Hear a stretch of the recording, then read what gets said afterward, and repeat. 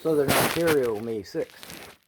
I want to invite you all to another channel I found recently that I find interesting and amusing and insightful. It's called Whatsherface, one word. I'm not sure how I stumbled across her on the net, but that's how I found her channel and subscribed to it. I googled Whatsherface on YouTube. Now, she's quite watchable, bright girl, curses like a lady should, far more photogenic than I am. She's got a few smarmy videos that she's made for her own sanity, you know, some humor and stuff, but her Canadian content is, well, it's well worth a look. She has one video, Isolation Internment Camps in Canada, and it's dated from 6 months ago.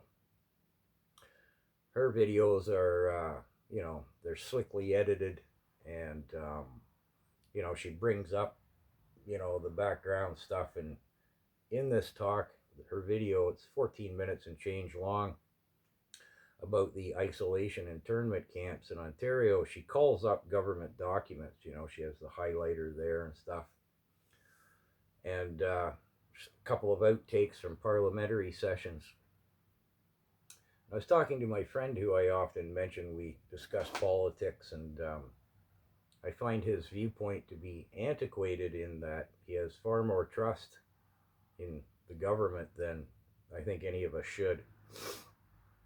He was saying, well, what happened to the isolation camps? I remember something about that a few months ago. I said, yeah, it was, you know, her video shows us 6 months ago. I said, I saw some stuff in the parliament at the time. They were questioning the government on it. The Trudeau government, of course, they were answering to nothing. And my buddy goes, well, there must be some infrastructure, some evidence or something. I said, well, yeah, there is. The Rebel News was at one of these internment camps. And yeah, there's infrastructure there. They, of course, wouldn't let him in. You know, he's behind, outside the barbed wire, and there were no answers.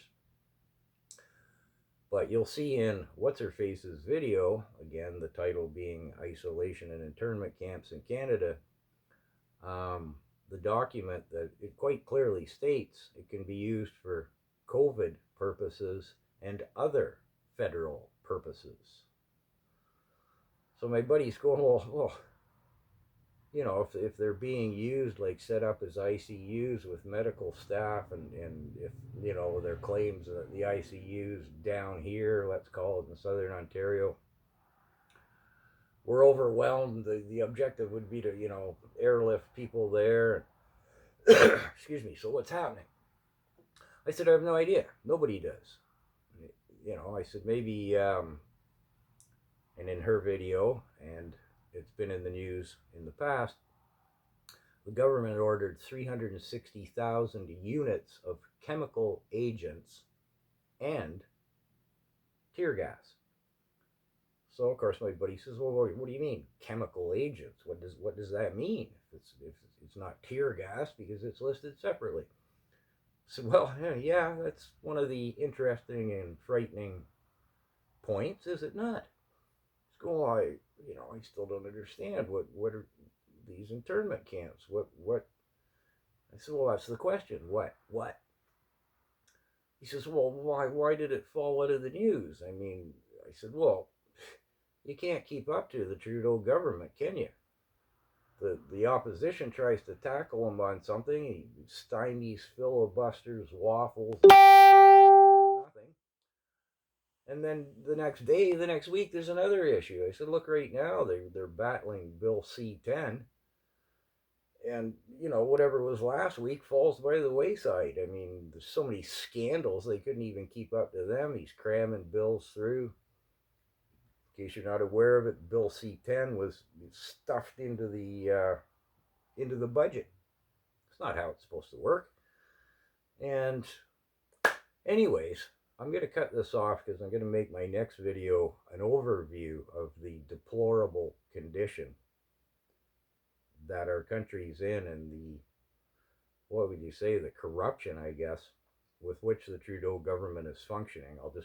Some overviews.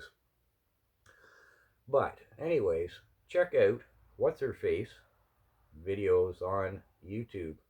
Again, that one, isolation and internment camps in Canada. And she's got some other Canadian content that's well worth a view. So, spread the word. Fight Bill C-10. Good luck to us all.